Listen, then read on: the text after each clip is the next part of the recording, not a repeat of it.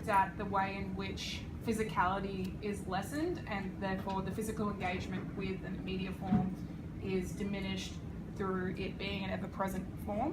So through streaming emerging as such a monster force within the way in which we're ever consuming our music, it can be seen that the music is often at detriment to this due to there being less and less sort of emphasis on that whole idea of a listening culture, where, so if you had a vinyl or you had a CD, there's a huge difference between actually sitting down and listening to that on an actual form, whether it be with your speakers or on a vinyl player or good headphones at home, versus it with the background noise of a train. So throughout our arguments, we intend to enforce this idea of, although digital music is being of value in the way in which our music is evolving, it is doing so at a detriment to the way in which we listen, the way in which we understand music as an entity. Do we keep going? Do I keep powering through? Yeah, sure. A huge idea of this was the financial gain that can often come from streaming culture. So although there's this presence of you can upload something, you can sell something, you can gain profit from people listening to your objects and your art form entirely online, there's also this idea of this enormous gap that's emerging between artists that are on Apple Music versus that are decently renowned versus artists that are trying to break through, and it's also offering another obstacle which artists have to overcome in order to gain a financial gain for the art that they're putting out there, as opposed to this push towards the physical, where if they buy a vinyl, whether or not they're making a profit margin or not, they have this physical, tangible link to this artist, and they're also putting their money as a fan, contributing back into this culture that they are intending to consume, as opposed to just chucking it on and the artist is lucky to get 30 cents. It becomes an active process and an active listening process in which they're consuming the art, I guess. We are negative for streaming is killing music, and we have this opinion because we were assigned it, but we also now believe in it. And basically what we're saying is that streaming music has made it much more accessible and available and widespread among the community and listeners. We're going to go through different sort of aspects of how this is. So I'm going to be talking about how online streaming benefits the consumer. Alex will speak about how it benefits the artists, and Sophie will talk about how it benefits the industry. So I'm going to start off by saying, who here has an online streaming program or app, be it Spotify, SoundCloud, Pandora? Yeah. So that's one point right there. I know for myself that ever since downloading Pandora and Spotify, my listening of music has probably gone up about 80% because it's just so much easier and it's enjoyable and just it just works, especially in our sort of fast-paced lives and stuff, going to the train or long drives and all of that. It just makes it so much more just easier. So the streaming of music has allowed for a more sort of widespread, accessible and diverse consumption of music. So for the consumer, that sort of means that we're discovering artists and styles and genres of music that we may have never even heard before, and we mightn't have discovered if it weren't for Spotify or Pandora, because the radio sort of element of those apps allows us to sort of, it gets in tune with things that it's kind of crazy how they do it, things that we like, so it finds relevant artists or genres and connects us to them. So it just means we're so much more music and artists are available to us. To say that this you entirely being inundated with music like all the time, and it being an ever-present force doesn't necessarily mean it's not killing music. So to build on your point that you made about the idea of all of us having a Spotify, I wouldn't necessarily say that everyone owning a profile means that everyone is actively choosing to endorse this streaming culture. It's just industry standard now that there's these profiles that are popping up that make it easier to listen to on the go, but it doesn't necessarily mean the form is benefited by that presence. So by music being an ever-present force through these streaming softwares like Pandora, like Spotify, which I myself even own, I pay for Spotify Premium, but this idea of it being ever-present also takes away from the overall experience, as I mentioned in the opening statement. So it brings music down to this definitive, where you either have an active process of listening to it, or it's in the background noise. Sure, there's a really good feature on almost all of the platforms where you get to discover new artists and stuff like that, but how meaningful is this discovery if it's just going to pop up, and you're like, in 5-6 months time, the likelihood of you like sustaining an appreciation and connection with these artists is minimal. So sometimes with the discover mix, or like when you reach the end of your playlist on Spotify, it'll often choose artists for you to listen to over and over again. Out of 20 artists, how many of us can honestly say that we've actually sustained a long-term listening hood from this?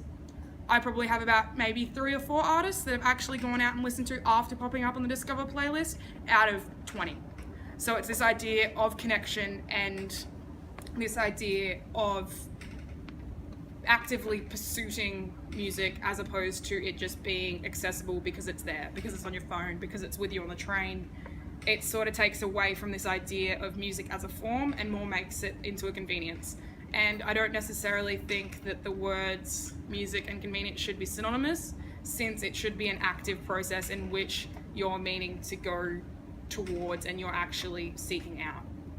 Because like artists who are like pop up on those Discover platforms and stuff like that, they work their entire life to get this sort of fame. They put their money, they put their effort, they move cities and stuff like that just to record this form for you that you listen to maybe 3 or 4 times, and then it's done on the streaming system. However, streaming does allow you to go out and buy physicals from them by finding them. There's other means to discover artists that don't necessarily entirely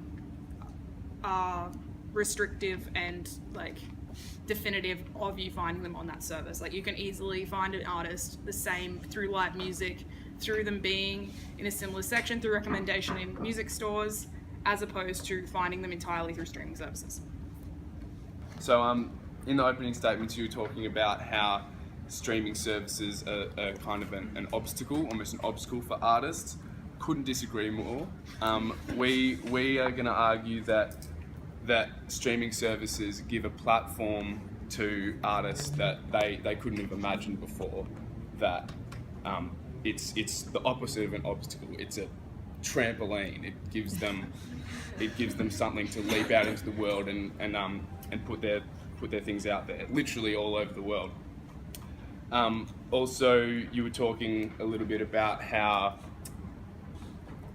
it almost seems as if your argument was that there's too much music, or it's too available, or it's always there, and that somehow diminishing your connection with the music. Again, could disagree more. We think that the more available the music is, the more likely you are to connect with it, because you're more likely to discover music that you're more interested in. You're more likely to discover music that you wouldn't have otherwise heard. So you're more likely to build that connection because you're more likely to find something that you're interested in. So you can't argue that streaming is killing music when you even said that it's creating this situation where everyone has constant access to music. So I'm going to talk a little bit about how streaming benefits the artist. I already touched on how it gives a platform for artists to get their music out there who previously would have had no avenue for doing that apart from radio or record labels or things like that, which are, as you said, huge obstacles.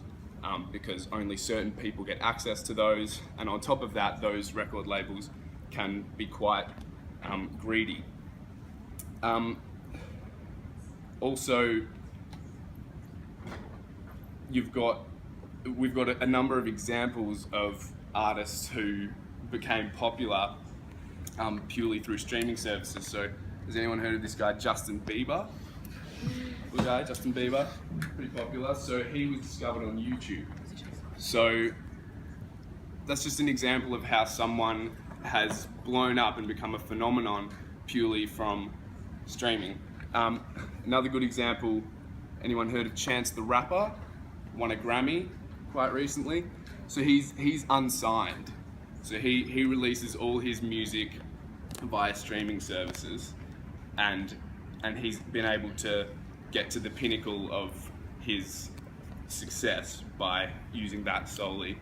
And so purely for the artist, there's really no argument against that. Streaming gives them a platform that allows them to put their stuff out into the world, which is just unprecedented. Anyone can do it. You can do it all the time from anywhere, and it goes all over the world. So you can't really say that it's killing music because it's putting it out there. In terms of talking about, your argument that we were saying that streaming has become an obstacle, what we were kind of more trying to get across was that it's taking away from the experience of listening, and this sort of whole idea of like what we were saying before about only having an interest in an artist momentarily, that's meaning that it's not becoming a sustainable thing for musicians to be putting their music online. And so we kind of need to look at what the definition of killing is as well. Are we talking simply about music being listened to, or are we talking about engagement and profitability? In terms of engagement, our team believes that it is, because people don't have the same engagement and passion about the music that they listen to in terms of the way they experience sometimes if they are just constantly streaming. Our team discussed in our time that we were preparing about how we often find if we're listening something at a dedicated time, that all we're doing is listening to it, we'll find new layers in that music that we won't if we're streaming it while we're commuting, for example, because you just simply can't hear it the same way. In terms of benefiting the artist, an infographic put out by the Guardian newspaper shows that for a signed artist,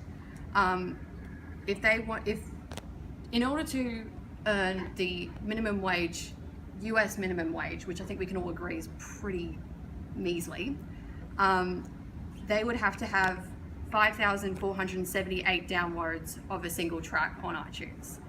Then if we compare that to the number of plays that they would need on Spotify, that goes up to 1 million?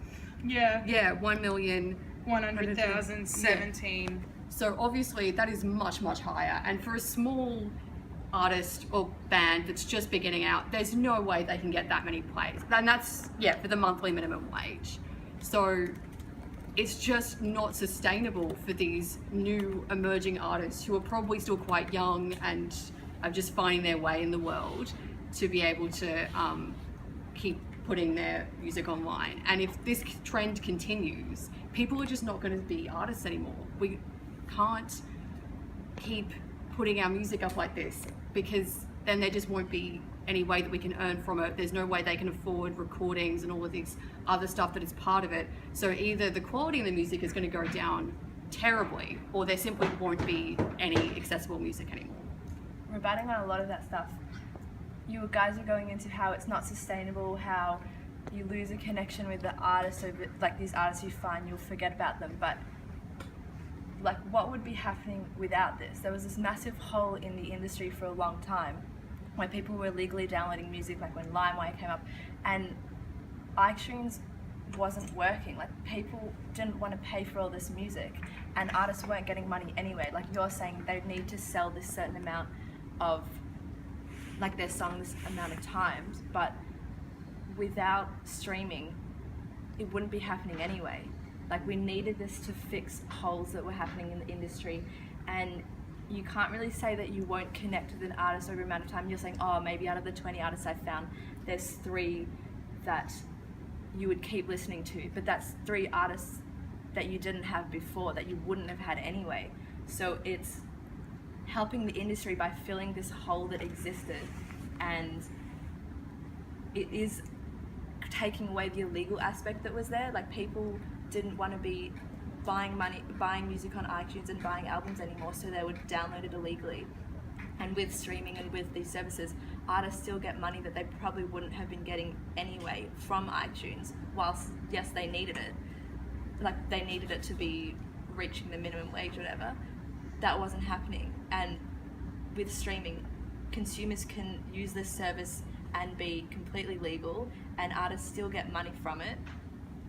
And so we pretty much think that by having this around, it fixes this hole that was in the industry. And while you're saying that it's not sustainable, it's kind of where things have evolved. Like, this is how things have evolved, and without it, what would we be using and where would the industry be?